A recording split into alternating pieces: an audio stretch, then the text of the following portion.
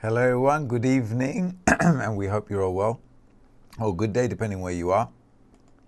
Today we're going to be starting our third lesson of the 2019 semester for the Kabbalah Fundamentals course. And today the topic is the history of the wisdom of Kabbalah. Now this is a very important topic because we all really need to know the essence and the source of where this wisdom is coming from if we're going to study it and we want to advance it. So the roots of this wisdom are very deep, and we're going to find out where it comes from today.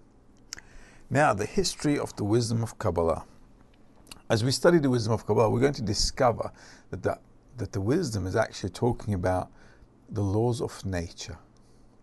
And the laws of nature are actually regarded as fixed, unbendable, constant, and it's a mechanism that's just constantly working and flowing. And we, as part of this reality, this creation, are participating one way or another, whether we like it or not, and we're integrated into it.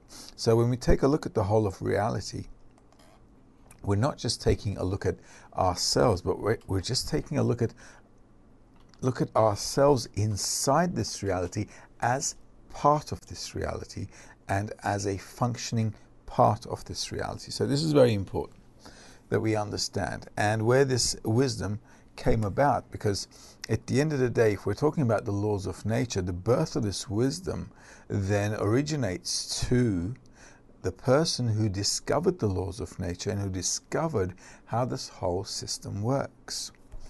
And the first person to make that discovery was a person called Adem. Now, when I say Adem, I'm not talking about the Adam who you might have read about in the Bible or religious books. We're talking about a person named Adam, and unlike the biblical story, he was not the first person walking on two legs on the planet, but Adam was actually the first person to discover how this whole system worked. And he is named Adam because he discovered this system, and he's named Adam the first man or the first human because he was actually the first person to discover how this whole reality worked and how this one force called the Creator, which he called an angel called Raziel, and he's got a book named that way as well with the same name, which you can actually find on the internet. And he actually first wrote about this reality and how it was actually managed, how it was all connected, and how the system was governed by one upper force.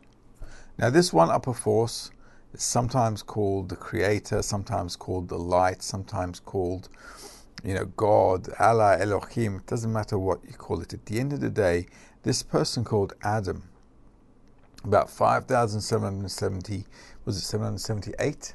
Yeah, 778 years ago, he discovered that there was one force governing the whole of reality, and that one force had actually created the whole of reality, and that he was actually able to connect with that force, and that allowed him to discover the purpose behind creation, the thought behind creation, and accordingly, he was the first person to write about it, to explain about it, and to teach about it. And the wisdom of Kabbalah actually comes from that same guy called Adam. And actually, you know what? Why don't we all do a timeline? All right, so let's do a timeline where we can all let's do this in something a bit more thick and visible. Okay. All right, there we go.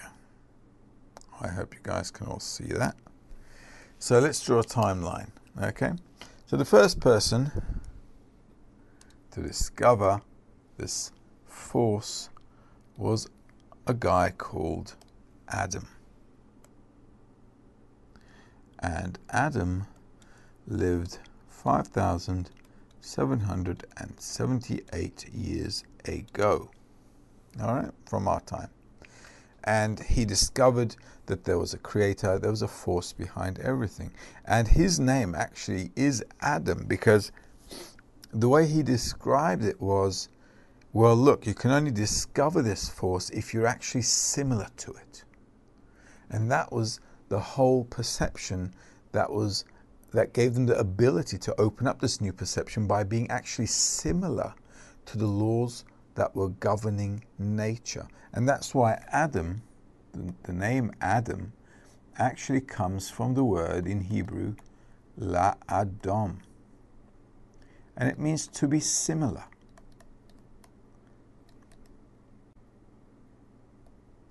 So this person called Adam, he actually named himself Adam after he understood that he became similar to this governing force and was able to thus henceforth discover the purpose of creation, the thought behind creation, and who actually created the whole of creation. And the beauty about it is, which you'll all be glad to know, that we're all supposed to get there as well. So let's draw this timeline. Right, and that's our timeline here. So here is Adam. Okay? 5,778 years ago. And he wrote the book, like I said, The Angel Raziel. And in that book he described how the whole world was governed by one force with all its details, with all these details and all its how do you say it, layers of richness, with all its colors and multifaceted aspects and dimensions. He was able to discover everything, and he was able to write about it, and then he was actually able to teach others about it, which actually started the generation of Kabbalists. So this wisdom, the wisdom of Kabbalah, relates back to this person. And like I said, he's not the Adam that you might be reading about in your Bible or your I don't know, Torah or your any other religious book. You might have Adam was actually a person just like any of us here, who had this dot in the heart, which I explained about in the previous lessons, and he was also asking about the meaning of life. And through this conquest, through this curiosity, and he wanted to discover and he wanted to know why he was living, he actually made that discovery and was able to therefore talk about it, write about it, and explain about it. And through his explanations, actually what we discovered throughout the years from Kabbalists as well, that the only thing he was really talking about was the laws of nature, human nature, and the laws of general nature, and how our nature and the laws of general nature were actually in conflict all the time. This is why we always have problems in life. Whole of humanity is always going through ups and downs, fluctuations, all kinds of changes, and miserable states, really, simply because he understood that we were not acting as we should be acting. He understood that our nature was in conflict with the nature of general creation, or our nature is in conflict with the nature of the Creator. And that was the whole reason why we were having conflicts in life, problems in life, stress, I know, all kinds of frustrations, failures, not being able to be happy in life, just being miserable. And he discovered that the purpose of life was actually to be happy, to be fulfilled, and the only way we could actually attain that was getting back to balance with the laws of nature. And the whole of wisdom of Kabbalah is only delving into this one topic: how to discover our nature and the laws of general nature, and how we can reconcile them so we can build for ourselves a higher level of perception beyond the sensations of this life, and actually exist in that high level of perception where we can feel and perceive the forces of nature, or the one acting force behind nature called the Creator, and actually have contact with that Creator, and actually beyond that to be partners in the whole of creation, and actually be an active participant in governing the whole of creation. So he was the first person to discover that, and obviously he must have been quite happy when he did that. Don't you think? But of course. Right. So major accomplishment, right? Major accomplishment. And so therefore he told people about it, he explained about it, and generations after him also Kabbalists came. And there's a little text about it here. Adam Harishon, which is, Adam Harishon means the first man. Okay, so in the books sometimes you might see Adam Harishon. Harishon means the first, and Adam is Adam. So Adam Harishon is the first man. So we call him the first man because he's the first man to discover this higher level of perception, this higher level of consciousness, and this higher level of reality, or the first person to actually discover the Creator or God. Doesn't matter what you call him. But he was actually the first person to discover that force governing the whole of reality. And that's why he named himself Adam. He says, like, wow, I want to be similar. I am going to be similar to this one force. And that's how he was actually able to, therefore, excel and rise in levels of consciousness. Because our level of consciousness here isn't really much different than an animal's. Just like animals have 5 senses as well. Well, some of them do, some of them don't. But if we talk about, let's say, I don't know, a monkey or a dog or whatever, or a cat, just like we have 5 senses, they have 5 senses as well. Just like a donkey does, or a cow. Okay? They hear, they see, they smell, taste, touch, maybe in different layers of sensation than we do. I mean, dogs can hear more than we do. But at the end of the day, we also, as human beings, are not living much different than animals. We're just in our 5 senses, and we're acting through these instinctive urges that pop up inside of us, just like an animal does. And then we just live our lives through. And then as life goes on, we get old and we die. However, it doesn't have to be that way, simply because the Kabbalists are saying, well, listen, Adam discovered that because we can be an existing being in a high level of perception and consciousness, we can actually free ourselves from the restrictions of these 5 senses and our bodily existence. So even if our body dies, we can still be at a very high level of consciousness and actually exist in that state as a force being a part of governing this whole reality. So Adam, and let's take a look at a little bit of a reading from Kabbalah for the student, the teaching of Kabbalah and its essence. Adam Harishon was the first to receive a sequence of sufficient knowledge by which to understand and to successfully maximize everything he saw and attained with his eyes. So what Adam actually attained was not something mystical. It was very concrete, it was very much understood, and he felt that that was reality. So the wisdom of Kabbalah is something that is not what I think something is or what I believe something is, but I actually attain and live a certain state of existence which is very much compatible, and actually is compatible, is matching one-on-one to the laws of nature, which is actually the laws of the Creator. And that reconciliation, that matching one-on-one, like a hand and a glove, really fitting, that's how you become that level of consciousness. You become that, and from that becoming, from that being of existing in that way, you begin to see a whole new reality. So the wisdom of Kabbalah, as we learned in our first lesson, it is not a belief system. It is not a religion. It is not something you have to believe and, just because the Kabbalists wrote it and say, wow, that's how it is. But it is something you have to attain and see that what they wrote really is how it is. So we must yearn and try to live what they're writing. Now, after Adam Harishon came many other Kabbalists. After Adam Harishon, there was always Kabbalists, but the most prominent one that you might have heard about was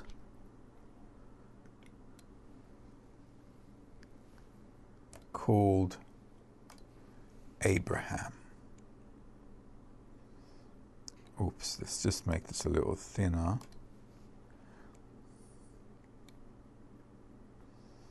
Abraham. Okay. Now Abraham, he was also a very smart guy, a very, very wise guy who lived in Babylon, and he lived what was about 4,000 years ago. All right, so that he lived about 4,000 years ago, and Adam Arishon 5,778 years ago. So Abraham, of course, from Adam to Abraham, there always were Kabbalists, because Adam was the beginning of the chain. He started this whole reaction. And from Adam onwards, there was always other Kabbalists who took the flag, let's say, all right, who carried the flag, who moved it forward. The reason we jumped onto Abraham is because he was the first person in Babylon to tell people about it at a wider scale. So this is the time of Babylon. Abraham was actually a priest of the time, and he was actually like his father. His father was also a priest at the time. They used to actually make all these idols, and they used to sell them. Okay, very lucrative business, even in those days, as you can imagine. Okay, so what they used to do in Babylon was also teach and preach. But one day Abraham discovered what Adam had discovered. He said, well, there can't be all these gods doing all these kinds of things. So he discovered that also there was only one force that was governing reality, the whole of reality. And because he discovered that, he left his ways of idol worship, and he decided to tell people in Babylon that there was actually just one force in nature, one creator, one force, and he had this idea, that this creator had this idea to bring all of us to something really high, exalted, and absolutely amazing. How amazing? Well, if you stick around, you'll be able to discover as you excel and get higher in spiritual levels. And this is what Abraham started thousands of years ago. He began to tell people about it. He began to explain that, you know what, all these things that we're believing in, all these forces, there is no all these forces. There's just one force governing everything. So he started teaching, and his teaching later became a very popular teaching, and he actually took thousands of people out of Babylon and set them aside, and he taught them the wisdom of Kabbalah. All right, so that is Abraham. As you can see, Abraham was the trigger. He was the guy who actually started this mass movement. He started a movement like on a global scale. In the 21st century, if we've got something like at a global scale, Abraham was the guy who did it in Babylon, because Babylon at that time was where everybody, the majority of civilization lived. Because Babylon is where civilization started, all the farming started, governments started, all kinds of laws, regulations, they all started in Babylon. So they were actually a very, very smart group of people. The whole of science actually started back in Babylon. They started measuring time in Babylon. If you ever wondered how we got 60 seconds, 60 minutes, 24 hours to the day, this was all discovered back in Babylon. It's not something they popped up with a few hundred years ago. This is dating back to 5,000 years. So in Babylon at the time, they were very, very sophisticated actually. If you compare, the intelligence of those people to what we have now, we might actually be a little bit more dumber than, dumber. So with all the discoveries they had, Abraham was the first to bring a lot of people, to take them out of their shells and say, listen, we have to attain a higher level of reality. So he started what's called the House of Abraham. And that's how a group of Kabbalists were first born. And there's a bit of writing about him as well. And he wrote actually the book of creation. So Abraham also had a book. Let's write the books as well here. Adam wrote, here, let's just do that. The angel Raziel. And Abraham wrote the book, the book of creation, the book of creation, Sefer Yetzirah, it's called in Hebrew, Sefer Yetzirah. And actually the Hebrew language, if you didn't know, comes from Adam. Adam was the guy who actually invented the Hebrew language. He set up the alphabet, he actually put it all into formation, and the way he set up everything was to describe in those writings with this alphabet the upper worlds, how the system works. That's why sometimes, Hebrew is considered a kind of a coded language. Well, because he was actually using his attainment to actually format the alphabet in such a way that every letter, every formation of a word was actually describing a spiritual state. So that's where also the Hebrew alphabet comes from. And then in Babylon, there was Abraham, and there's a bit of writing about the Abraham in a book called The Mighty Hand, written by Rambam. And he said, at 40 years of age, Abraham came to know his Maker, which is his Creator. He was calling out, wandering from town to town and from kingdom to kingdom, and finally tens of thousands assembled around him, and they are the people of the house of Abraham. So Abraham actually gathered a bunch of people from all over the place in Babylon, and he made a tribe out of them. And that was called the house of Abraham. Okay? And then, who came along? Well, let's see who came along. And then came along, let's do this a little thicker. And then came along, minus 3,000 years ago, Moses. Now Moses was also a Kabbalist. It's minus 3,000 years. He was also a very huge Kabbalist. It's like creme de la creme. Attained the full levels of spirituality. This is why in many of the writings they say Moses spoke to God, or he spoke with God. This is actually describing his level of attainment, how much in contact he was with everything that was going on around him. Obviously, when we're talking about such situations, we're not talking about, having a chat like over a cup of coffee or tea. We're actually talking about a person who's connected, who's discovered the whole of creation, and who has a dialogue with that, as in participating in it. And that's what a dialogue actually is. To have a dialogue with the Creator means to actually interact, to actually participate, and to be inside the system as a functioning, as a 100% perfectly functioning part. Just like in our body we have organs, and if they all function well, we're a very healthy body. So being a part of the whole system, being a part of the whole of creation in a healthy, corrected, well-functioning way is actually your dialogue, your speech, your hearing, seeing, talking with the Creator, with God, you name it. Okay? And that's the levels that we're aspiring to attain, and that's what Kabbalists have attained in the past. And this is how we're studying actually their history, so we know where all this wisdom comes from. So that was Moses, and Moses was, as some of you probably know, he was in Egypt. He was actually the grandson of the Pharaoh. So he actually grew up in the palace of the Pharaoh. He was a regular guy just like us. In fact, he had a great life. Could you imagine? He's growing up in the palace of the Pharaoh. He's a prince, has pretty much everything. Imagine yourself being the prince of the richest country in the world. Amazing.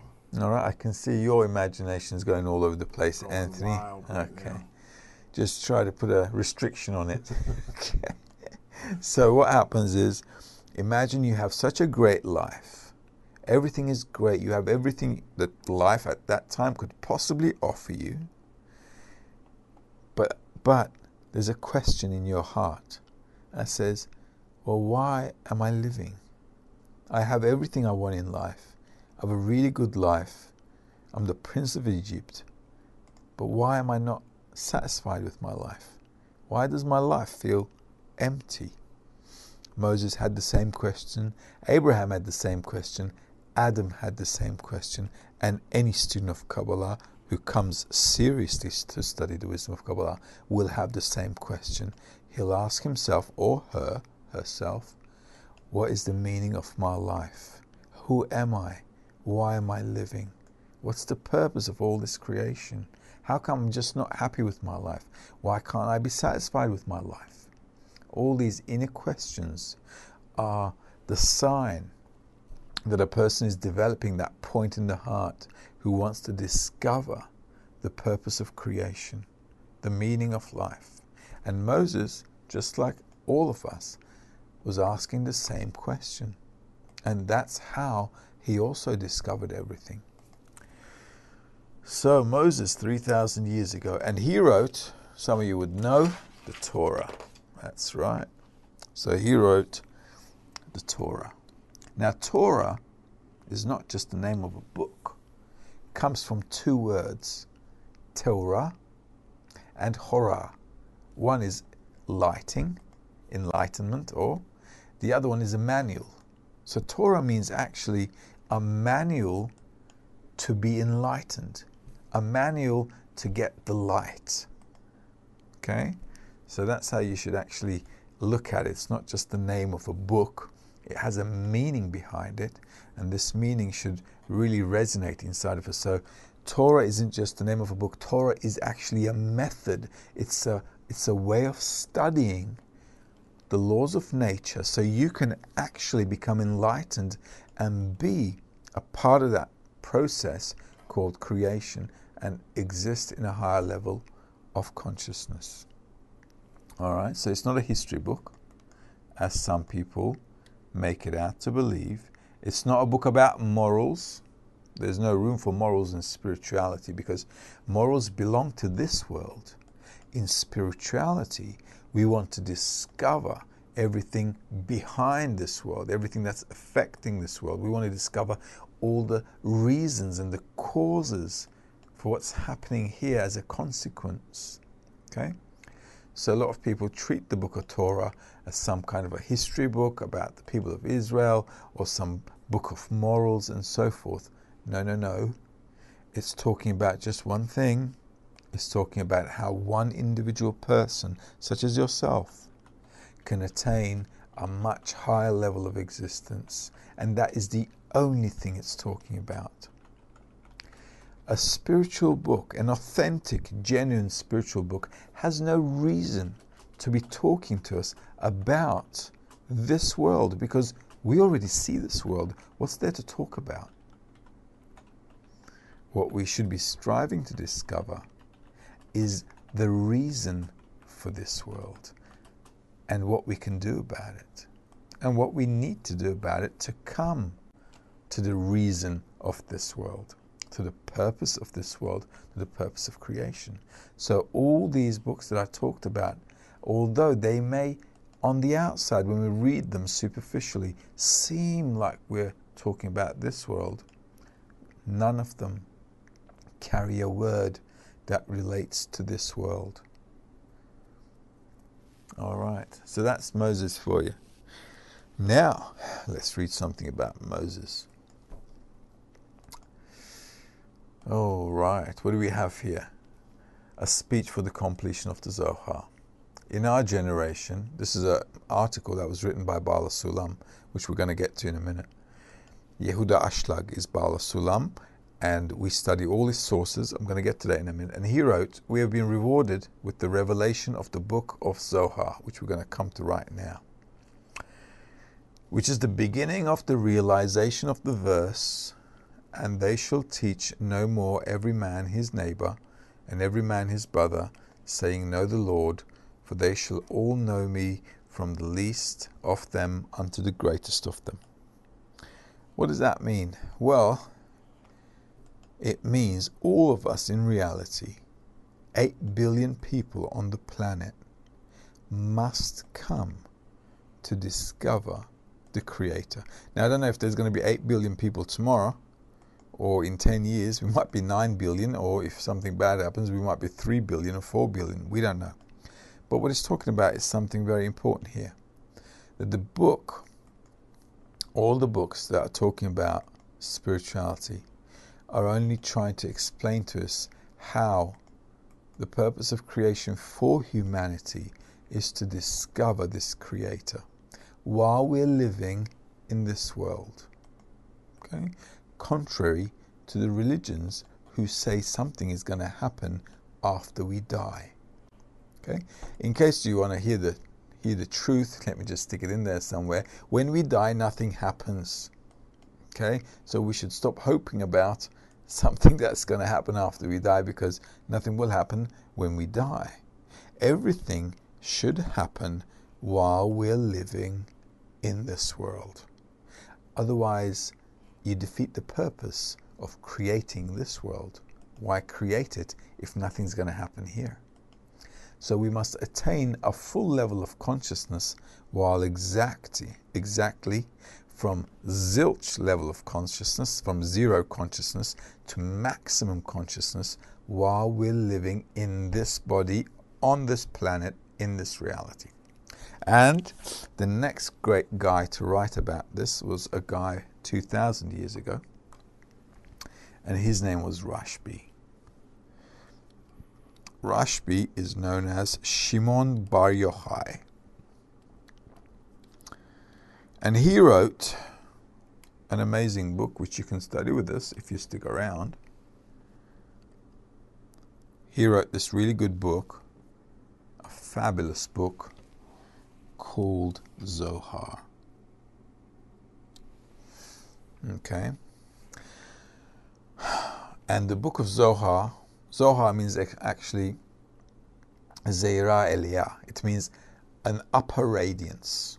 That's where the word Zohar comes from. Okay, an upper radiance. So he wrote the book of Zohar with his friends, 10 Kabbalists they all were, describing to us the whole of creation. Now you might think, why are they writing so many books? Why do they all have to write some book? Well, what Kabbalists actually do is to make sure that this teaching is compatible to the generation. And the reason when we study the Torah we don't really get anything spiritual out of it is simply because we're in the 21st century, and this book, written 3,000 years ago, is something we can't relate to. Now you might ask, how are we going to relate to something 2,000 years ago? Well, we're not going to yet, okay? But I'm just saying, the reason these people wrote these books was simply they were just adapting the teaching to the generation, and that's what Kabbalists do. They make sure this generation has the ability to study and to attain and to be what the purpose of creation meant for them to be. So after Rashbi came another great Kabbalist, a huge Kabbalist. His name was Ari. Oops. The Ari. And he wrote the book Tree of Life. A very famous book. Now, the Ari existed actually during the time when humanity was getting out of the Dark Ages. It was a time of the Renaissance. So there was this new atmosphere in the world for science, for art, for development, for discovery. It was like coming out of this dark phase that we were in for like 1,000 years. So Ari understood immediately that humanity has now a leap in front of it. And this is the state where now he needs to transform the wisdom into a scientific explanation. Because the book of Zohar is written in stories, legends even, and even sometimes talks about mystical creatures. But Ari understood that humanity now needed a systematic, a scientific approach to discovering reality, because that's where humanity was now at. to discover the world and to research it and to find out how things are working in life. So his approach, the Ari's approach, the tree of life, was actually the beginning of the scientific approach to spiritual teachings, let's say. Okay, he was the first person to talk about the spiritual worlds as structures of reality, and how everything was working between two forces, plus and minus. How everything was between interaction of giving and taking. So he actually wrote all that now in a scientific way to explain to humanity what this whole wisdom was all about and how we could all attain the purpose of our lives.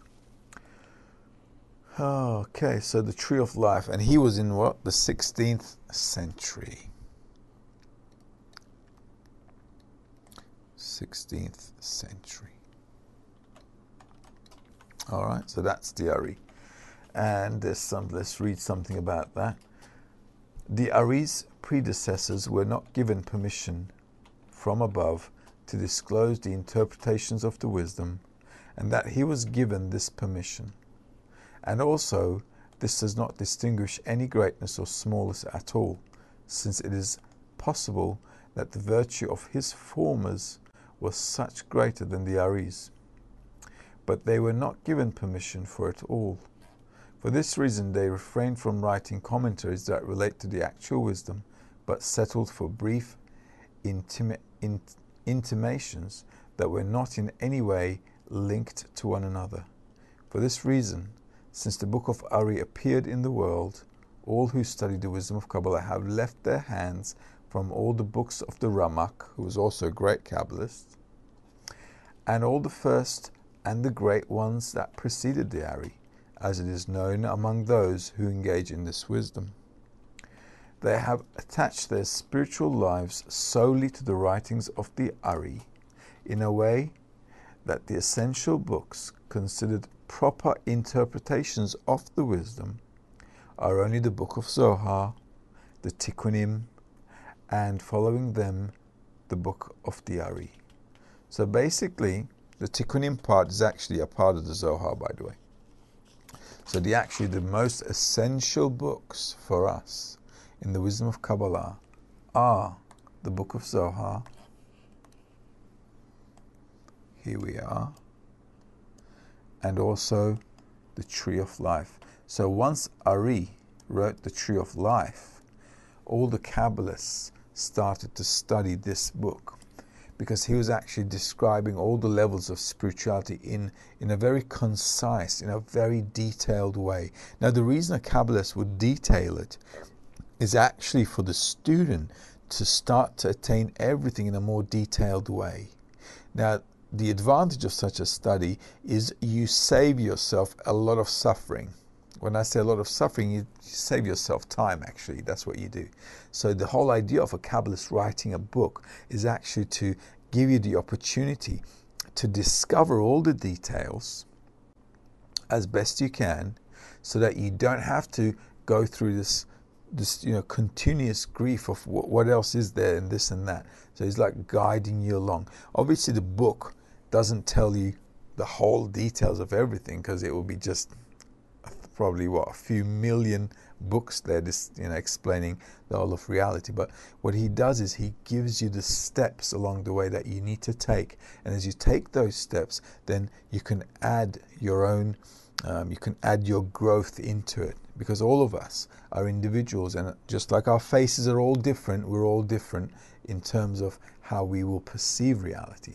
So what the Kabbalists did actually pave the way where we can actually walk on that path, but discover the whole scenery from our personal perspective. And if they hadn't done that, we'd be completely lost. This is why writing books and explaining was very, very important. It was a fundamental part of the wisdom, and how to actually adapt it to that generation, simply because the generation could then learn and advance and do it in a fast and more practical way.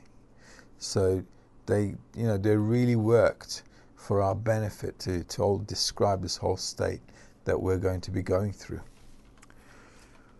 And that was the Ari, and that was like, there we go, with the tree of life. And then came, now, although I'm going with these Kabbalists here, like I said before, in between them, there were also many, many Kabbalists. Throughout history, there were thousands of Kabbalists, but these are the core guys who actually built the foundations and those who actually adapted the wisdom for the generations. Then comes the next great Kabbalist, who is, in our generation, Baal HaSulam. Now, Baal HaSulam was a name given to him. It means the master of the ladder, simply because he was very well known, because he wrote the Sulam, the ladder, commentary to the book of Zohar, and he's actually the only Kabbalist to write a full commentary on the book of Zohar. So as you can imagine, his attainment is at the pinnacle, and he is called Baal HaSulam. Okay.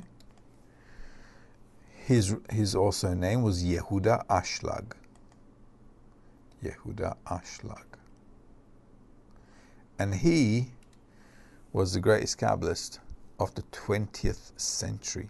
And for us, he also left writings, but his writings were commentaries to the book of Zohar, which is, like I said, the ladder commentary, the commentary of the Sulam commentary, and he wrote for us a commentary for the Tree of Life called The Study of the 10 Sefirot.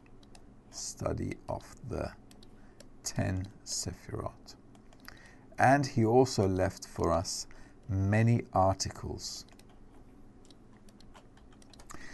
All right. Articles, the study of the 10 Sefirot, which is a commentary to the Tree of Life, and a commentary to the Zohar, which we can call the Sulam commentary. Sulam commentary. And the way he actually wrote everything was like very crystal clear. Well, when I say crystal clear, I mean he wrote it in like a university book. When you read his books, they're like very systematic, very, very logical. The way he writes it, develops it, he explains it. For the 20th century, for the early part of the 20th century and the mid 20th century, at the end of the day, he did die in the middle of the 20th century. So when he wrote many of his books, it was like in the 30s and the 40s, right, to 1930s and 1940s. So he was writing a lot of things, and he had a lot of attainment. He was very rich in his writings, and his articles, the reason he wrote articles were actually for students who could begin to study without having any, spiritual attainment, nothing, just off the street. Anyone who just walked in, who could read these articles and start in some way develop a framework of study in order to attain spirituality. So he created a very systematic, let's call it a logical approach, logical study approach. And this was very important because humanity, in the 20th century, we're all academic, we're all intellectually developing. So the study also needed to match the generation that was living.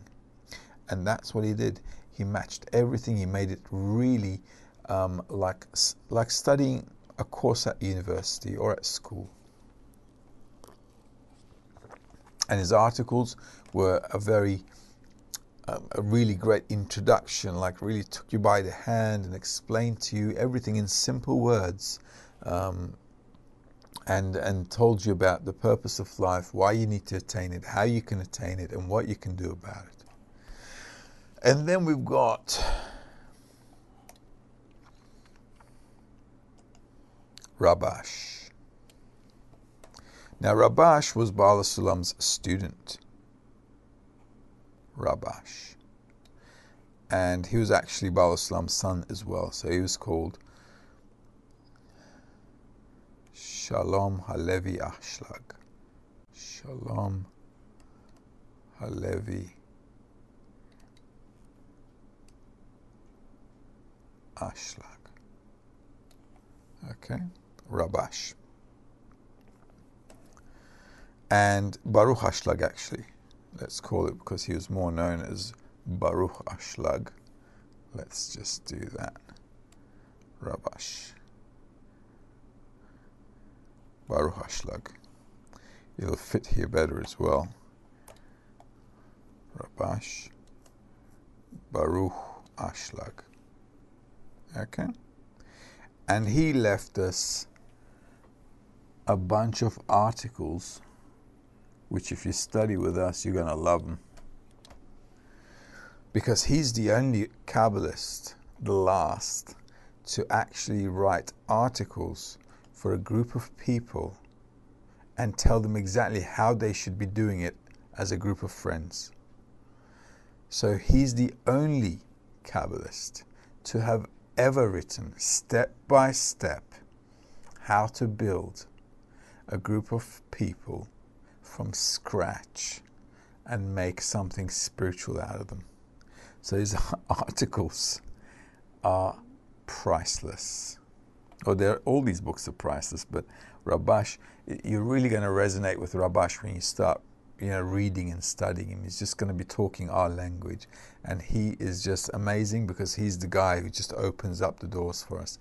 Baal Sulam still, although he really structured everything very nicely, I think we're still, a bit further from Baal Sulam. So it's like a generation gap, and Rabash was able to fill that with his articles by simply explaining how we need to do what we need to do and how we can arrange ourselves, our lives, and so on. So Rabash's articles, that will really guide us, and we're going to study them in the third semester.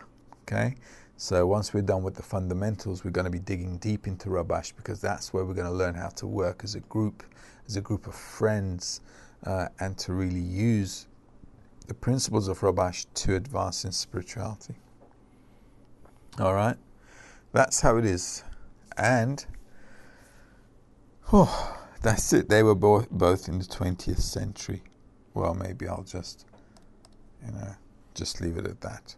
Okay, Baal Islam and Rabash, they left everything to us in the 20th century, and that's where we're at now. If you're with us now and you feel like you want to be a Kabbalist as well, to attain the highest level of consciousness, to attain actually the thought of God.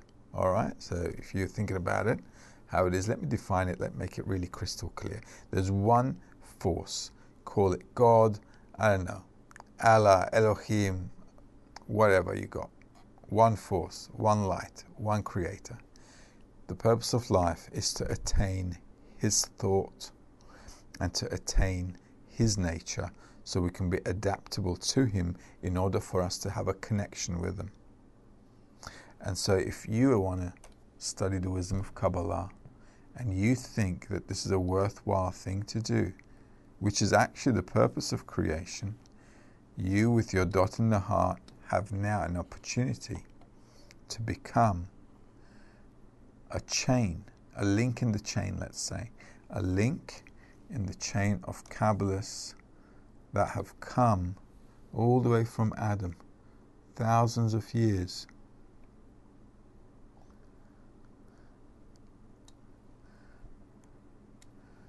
and carry the flag and attain the purpose of life, which is to attain the thought of the Creator. And you can make that journey happen by studying the wisdom of Kabbalah and become one of the Kabbalists. And that is the history, and the rest is going to be your future if you choose it to be. Any questions up to here? So far, no questions. So far, no questions. Okay. Any questions, feel free to write them in, guys. Yeah. We're here for you. Okay. So also, guys, if you have any questions, maybe you're watching offline, maybe you're at work, you can always drop us a line at our email address, which is... I think, Kurt, if you can just write that email address to us here, so I don't want to make a mistake. If you have any questions when you're watching offline, you can always write to us at Yeah, I've been checking the offline. We've had a lot of offline viewers after the classes have been posting.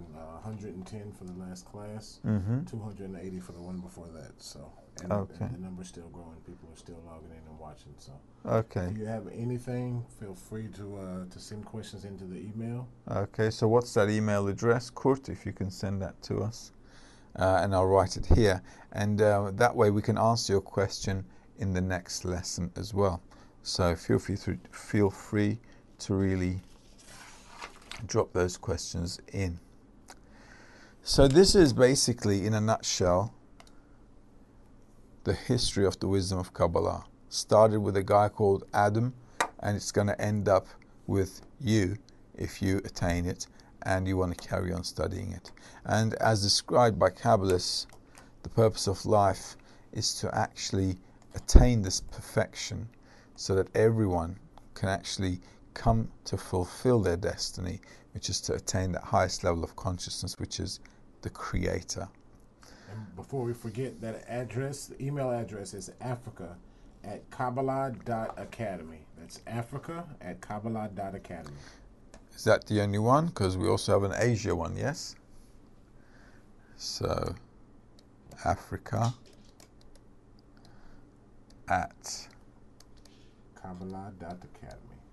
Kabbalah.academy. Okay, there we go. So you can drop an email to this address, and if you feel like you have any questions, also about the wisdom of Kabbalah as well, because we're now starting to study as you watch the lessons. You can also, some question might pop up tomorrow. So if you feel like you need to also get that off your chest, write it to us at this email address, and we'll be more than glad to help you out. Also, you can now ask questions on YouTube as well, I think, because we're going live, and we can, yes? Now you can ask questions on YouTube as well, because the chat there is also open, so feel free to participate. If you can't log into the Education Center or anything, you can just make sure you can ask a question there, and the guys will be more than happy to forward it to us, and then we can answer them here as well. Okay? So what we can conclude here are a few things, and that the foundation of the wisdom of Kabbalah comes to us like from thousands of years ago, and it is a very, very solid scientific approach. We call it scientific approach because it's how the person begins to use the whole of reality in order to discover what is behind reality. So it's like discovering the laws of physics. However, when we're discovering the laws of physics, we're constantly inventing all kinds of gadgets. But in spirituality, what happens is, through the study, you make a gadget out of yourself, actually. Your whole perception and the changes you go through in your perception become a tool, like a microscope or a telescope. It becomes the tool to feel, to perceive, and to understand what is behind reality. So this whole approach to discovering life is related to the laws of nature. And this is the whole wisdom. Human nature and the nature of creation, and how this all fits in by changing ourselves and the way we perceive reality, and we can then perceive the force that's governing the whole of reality, and then be integrated into that system as a governing force. And this is the whole wisdom. Just talking about this, there's nothing else it's telling us. How we can attain that higher level of reality. In the future lessons, we're going to talk about these realities, actually. How the reality is split up into worlds. How also all of these worlds have different formats. How they all influence us in a different way. And how that perception changes as we go up through the ladder of spirituality, up through the worlds. And when we're talking about worlds, you'll begin to understand that we're not talking about some other planet somewhere else, but how all these worlds are actually implying that we make these inner transformations, and these inner transformations are like changing one reality to another, and that's why they call it the worlds. It's like discovering something that we never felt before, that we never perceived before, and so it becomes a whole new revelation for a person, and that's why they're known as the worlds. It's discovering something that already exists, but we have no connection with it or perception of it. Rightio. Well, if we don't have any questions, as it looks like we don't. Nope. And what about are those questions at the top here, or not? Are they from before? Okay, great. All right. So in that case, we've finished this chapter in our study, which is the third lesson. In our next lesson, we're going to be talking about the perception of reality. Now, this is also a very important topic. Just like the history of Kabbalah is very important for us to understand where this wisdom is coming from, all the way from Babylon and before. It's also very, very important to actually understand these little foundations, rocks in the wisdom of Kabbalah, and the perception of reality is one of that. And just think about it. The scientists are now discovering that we're perceiving all of reality inside of us. Imagine these guys, these huge Kabbalists, writing, 5,778 years ago, that the whole of reality is inside a person. Imagine that. After 5,000, 4,000, 3,000, 2,000 years, humanity is actually beginning to talk about scientifically about the things that these guys wrote about thousands of years ago. So it's a very, very interesting topic, and you'll also begin to feel that the wisdom has so much more depth and width actually as well than any science there is, because the way they explain everything is about how you are connected to reality, and how that connection could be really hands-on. It could really be like a new sensation of life to be integrated into it. Because right now in life, how does humanity live? We just, like moving in between things. It's like we're like leaves in the wind. Right? It's just like leaf. All of us are just like leaves in the wind, or I don't know, like in the waves of currents of life. We're just flowing, and we just don't feel like we have any control in our lives at all. Especially now in the 21st century, as we begin to discover more and more how we've polluted the environment, how the economy is now going to enter a recession, how the world is full of conflicts, all these natural disasters. We just feel like we're in the hands of nature, or we're in the hands of life, and there's nothing we can do about it.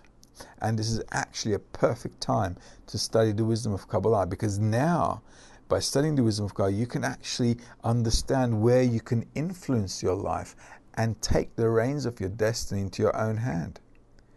Because other than that, a person is just, that's it, flowing with whatever happens in life, according to the instinctive exposures that we get from inner revelations. We're just running after desires all the time, trying to chase some kind of pleasure, and usually ending up with no pleasure. And then on the other hand, life is constantly squeezing us, and really, squeezing that last bit of fun that we thought we might get from life by giving us all kinds of pressures. So it's really a perfect time to be studying the wisdom of Kabbalah, to understand every event and why everything in nature is happening the way it's happening right now. And because humanity doesn't understand, it's just going through more and more suffering as time goes on.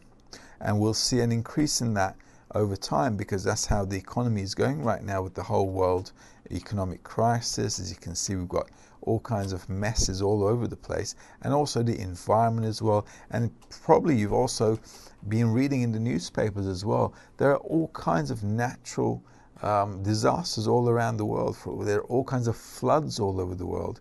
The world is going through some kind of a shaking up. And in order for us to participate properly in this reality, we need to understand why the world is going through such turmoil and such turbulent times, and how we can actually balance ourselves in that turbulence. So it's a really great wisdom, and it's a really great time to study and to begin to understand where your place in life is. So I hope this lesson shed a bit of light into you, and hopefully in the next lesson as well, we'll begin to we'll begin to understand how to perceive reality from a Kabbalistic point of view. And then our study, actually, as it gets deeper, will bring us into perceiving reality as the Kabbalists talk about it, and how that inner change will bring further and further balance in how I feel life. It'll not just bring balance, it'll just bring an amazing understanding as to why it needs to be this way and how I can influence it. So I hope you're enjoying these lessons. These are just a few steps, a little taste here and there to take you into a really, really exciting, deep wisdom. Hope to see you next time. Have a great week in the meantime. All the best. Bye-bye. Bye-bye.